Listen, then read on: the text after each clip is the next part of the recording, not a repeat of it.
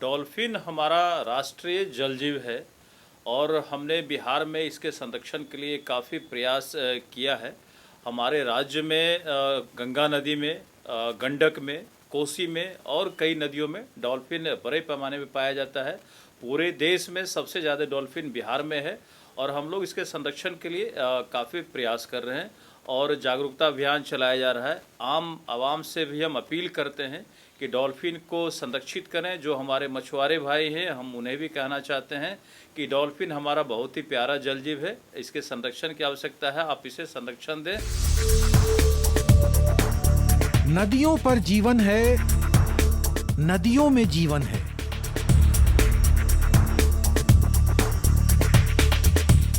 कोसी वो नहीं जिसे लोग समझाने की कोशिश करते हैं। कोसी जिंदगी है, कोसी जीवन शैली है, कोसी जन जन की पुकार है। हिमालय की लगभग 7000 मीटर ऊंची पर्वत श्रृंखलाओं से निकलकर कोसी नदी अपनी अविरल यात्रा शुरू करती है।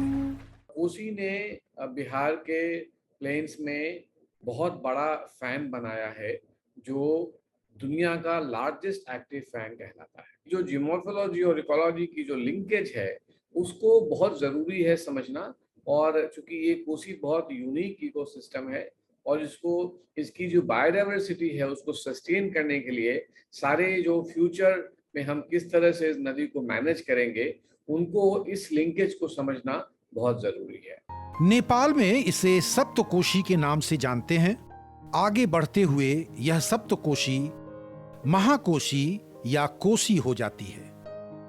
बिहार में भीमनगर के रास्ते कोसी नदी भारत में प्रवेश करती है।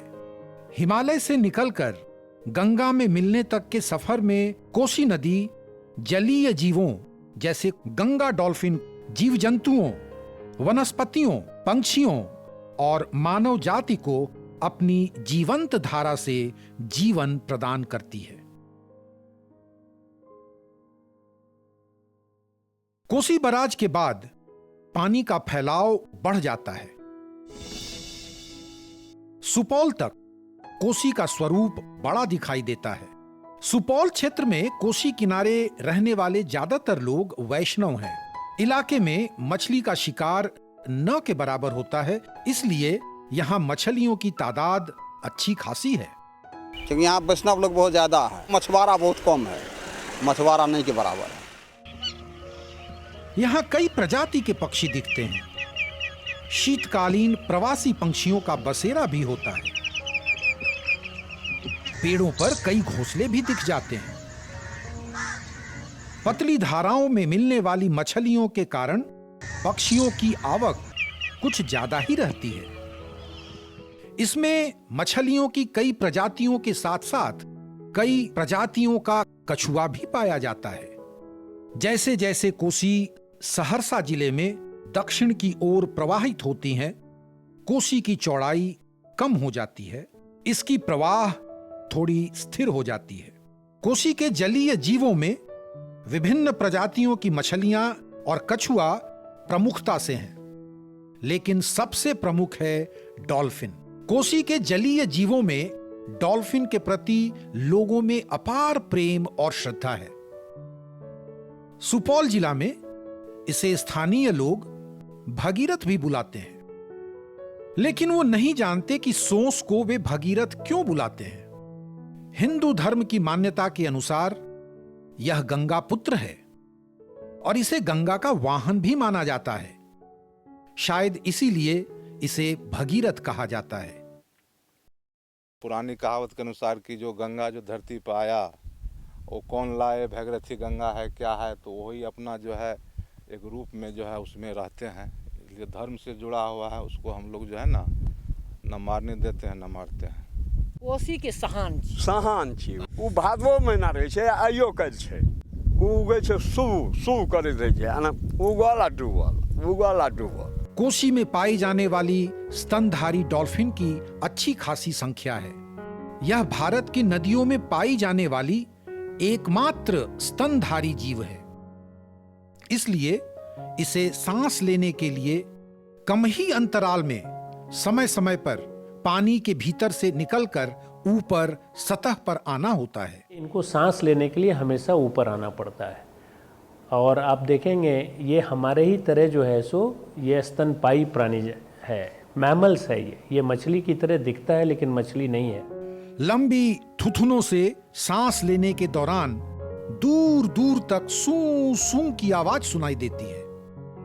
स्थानीय लोग शायद इसी कारण डॉल्फिन को सोंस भी बुलाते हैं। कोसी नदी में मछलियों की भरमार की वजह ही है कि यहां छिछले पानी से लेकर गहरे पानी तक में डॉल्फिन शिकार करती देखी जा सकती हैं। कोसी के तट पर रहने वाले लोगों के बीच डॉल्फिन यानी सोंस के बारे में जानकारी बहुत ही कम है। उनके बीच बहुत सारी भ्रांतियां हैं। उन्हें सोंस के जीवन चक्र की कोई खास जानकारी नहीं है। उसका रहने सहने का स्थिति क्या है, इसके संबंध में मैं जानकारी नहीं दे सकता हूँ। आँख है उसको, आँख नहीं दे तो देखता है कैसे? मछली को कैसे देखता है पानी में कि वो भाग रहा है तो उसको पीछे करेंगे? आँख है। बहुत कम लोगों को पता है कि डॉल्फिन देख नहीं सकती। यह इकोलोकेशन यानी प्रतिध्वनि निर्धारण और सूंघने की अपार क्षमताओं से अपना शिकार और भोजन तलाशती है। तो लाइट एंड डार्क में डिफरेंशिएट करती है ये, इसलिए श्रुति श्रवण जो करते हैं ये प्रतिध्वनि सुन करके इकोलोकेशन से इसका काम चलता है। यह एक मांसाहारी जलीय जीव है जो केवल छोटी मछलियों को खाती है। मादा डॉल्फिन की औसत लंबाई नर डॉल्फिन से अधिक होती है। इसकी औसत आयु 28 वर्ष रिकॉर्ड किया गया है। यह प्राचीन जीव लगभग 10 करोड़ साल से भारत में मौजूद है। सन ऑफ रिवर कहे जाने वाले डॉल्फिन के संरक्षण के लिए सम्राट अशोक के स्तंभ लेख संख्या 5 ने 246 ईस्वी पूर्व में गंगा और इसकी सहायक नदियों में पाई जाने वाली डॉल्फिन का जिक्र मिलता है।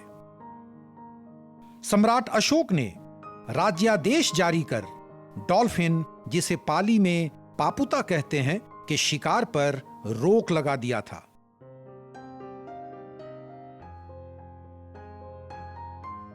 केंद्र सरकार ने 5 अक्टूबर 2009 को गंगा डॉल्फिन को भारत का राष्ट्रीय जलीय जीव घोषित किया है। वर्ष 1996 में international union of conservation of nature भी डॉल्फिन को विलुप्त प्राय जीव घोषित कर चुका है। कोसी के पूर्वी और पश्चिमी बांध के बीच जलधाराओं पर डॉल्फिन उन्मुक्त विचरण करती दिख जाती हैं। नदी में मछलियों की बहुतायत यहां के मछुआरों की रोजी रोटी का बड़ा जरिया है। पंछियों के कलरव, नील गायों के खिलदंडापन नदी को उसके अभिशाप से मानो मुक्त करने पर आतुर दिखती है। गंगा की सहायक नदियों में महानंदा का नाम भी आता है। यह नदी पश्चिम बंगाल में गंगा के बाएं तट पर मिलने वाली अंतिम सहायक नदी है। पूर्णिया प्रमंडल के बायसी, अमौर, किशनगंज से गुजरने वाली इस नदी में भी डॉल्फिन की उपलब्धता देखी गई है। सन 1998 में पहली बार प्रोफेसर आर.के. सिन्हा के नेतृत्व में मैं अररिया के पास जो परमार नदी है उसका सर्वे किया था और उस नदी में भी हमने डॉल्फिन देखा था। 2013 के सर्वे में सिर्फ परमार नदी में 35 गांगेय डॉल्फिन मिले थे। अररिया जिले के झमटा गांव के पनार नदी में डॉल्फिन काफी संख्या में दिखती है। अररिया में पनार नदी के आसपास के ग्रामीण और मछुआरे इसे शुभ मानते हैं। हम लोग जो ऊपर में जाल झांपते हैं सर, जैसे ऊपर में जाल झांपे तो उधर से खुदरा मछली भागा तो उस पर सोचा जाता है खाने के लिए, तो हम लोग भी रुक जाते हैं, वो खाकर निकल गया, फिर हम लोग लाफसा देते हैं। जैसे हम लोग देवता मानते हैं, हम लोग को देवता हुआ उन्हें कैसे उसको शिकार करेंगे। अररिया के डॉल्फिन प्रेमी और इसके संरक्षक श्री सुदन सहाय की माने तो पिछले 5 वर्षों में महानंदा नदी की सभी सहायक नदियों में सोंस की संख्या में वृद्धि हुई है कि दूसरे जगह डॉल्फिन की संख्या घट रही है और मेरे यहाँ 11 से आज 38, 39, 40 के संख्या में है। कोसी महानंदा नदी बेसिन की नदियों के जलीय जीवों में कई तरह के कछुए भी दिख जाते हैं। ये कछुए कोसी के कटाव से कटे किनारों पर भोजन की तलाश और धूप सेंकने आते हैं। ज्यादातर तो छोटे मोटे होते हैं, लेकिन कुछ बड़े कछुए भी दिखते हैं। कोसी के सुनसान किनारा कछुओं के लिए प्रजनन के बाद अंडा देने के लिए सबसे अच्छी जगह होता है। बालू को गड्ढा कर कछुए अंडे देते हैं और फिर वापस पानी में लौट जाते हैं।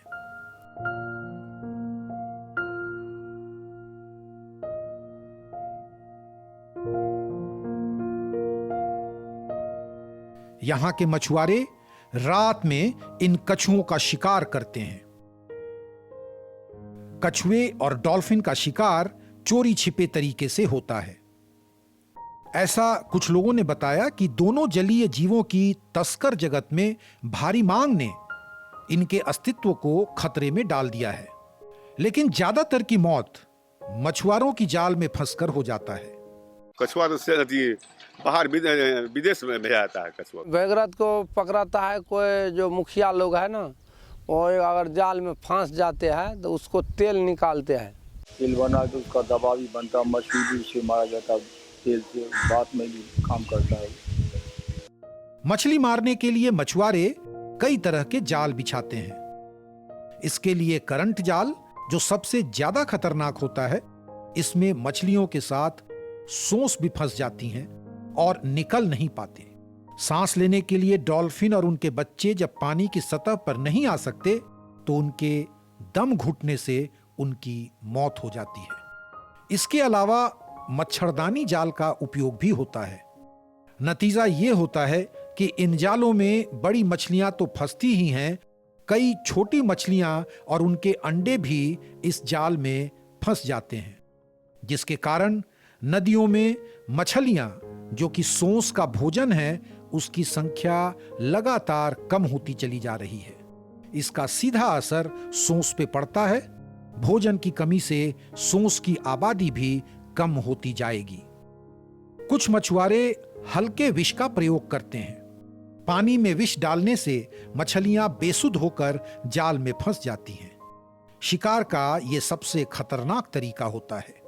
ये विष मछलियों के साथ ही डॉल्फिन के छोटे बच्चों को भी नुकसान पहुंचाते हैं। अगर यही हाल रहा तो मछलियों के शिकार पर आश्रित रहने वाली डॉल्फिन ही नहीं, बल्कि मछलियों पर आश्रित सभी जीवों के अस्तित्व पर संकट छा जाएगा। माघ महीना में एलडी डाल दिया था, उसमें बहुत करीब 10 ठो तो सोंस मारा गया है। यह भी देखने में आया है कि जहां पुल पुलिया बनाए जाते हैं, वहां भी सोंस की आबादी घट जाती है। ये अवधारणा है कि डॉल्फिन के तेल में औषधीय गुण होते हैं, लेकिन वैज्ञानिक इस बात को नकारते हैं। फिर भी इन भ्रांतियों ने डॉल्फिन को बहुत नुकसान पहुंचाया है। दवा का इसका कोई मेडिसिनल वैल्यू है नहीं। आयुर्वेदिक वाले हों, चाहे होम्योपैथी हो या एलोपैथी हो, सबों से पूछा था मैंने, किसी ने नहीं कहा कि यहाँ कोई मेडिसिनल वैल्यू है। अगर ऐसा होता तो हम किसी न किसी इंग्रेडिएंट के रूप में उसको यूज करते। डॉल्फिन को बचाना है तो सबसे पहले इन सारे गुण दोष से इन्हें बचाना होगा, क्योंकि डॉल्फिन गंगा और उसकी सहायक नदियों के स्वास्थ्य की निशानी है। हम मछुआरों के बीच जाकर जागरूकता अभियान चला रहे हैं ताकि उन्हें ये जानकारी हो। बहुत बार अनजाने में भी वो डॉल्फिन का शिकार हो जाता है। कई बार डॉल्फिन उनके जाल में फंस जाती है, वो नहीं मारना चाहते हैं, फिर भी उस स्थिति में अनुरोध होगा कि वे अपने जाल को काट कर इसको निकाल दें और उसके जाल के लिए मुआवजा भी सरकार की ओर से दिया जाता है। मेरा सभी से अनुरोध होगा, खास तौर पे मछुआरे भाइयों से हमारा अनुरोध होगा कि वे बहुत जो महीन जाल का प्रयोग करते हैं वो न करें, क्योंकि उससे जो छोटी मछलियाँ होती हैं जो कि डॉल्फिन का भोजन होती हैं वो उससे नहीं मिल पाती है। साथ ही जो अन्य तरह के जो अवैध हैं, जैसे करंट वाले जाल या हल्के जहर का प्रयोग करना, ये सभी न केवल अन्य मछलियों को नुकसान पहुंचाते हैं बल्कि ये डॉल्फिन को भी नुकसान पहुंचाते हैं। पर्यावरण एवं जलवायु परिवर्तन विभाग इस दिशा में कार्य कर रहा है। नदी किनारे रहने वाले ग्रामीणों एवं मछुआरों के बीच सोंस से जुड़े भ्रांतियों को दूर कर मुहिम खड़ा किया जा रहा है।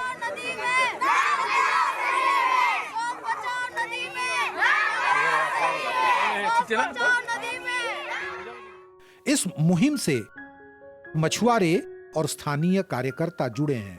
सुधन सहाय जैसे कई कार्यकर्ता इसमें बढ़ चढ़कर हिस्सा ले रहे हैं। डॉल्फिन कोसी की धाराओं पर मचलती है, थिरकती है और बेफिक्र खुशी के गीत गाती है।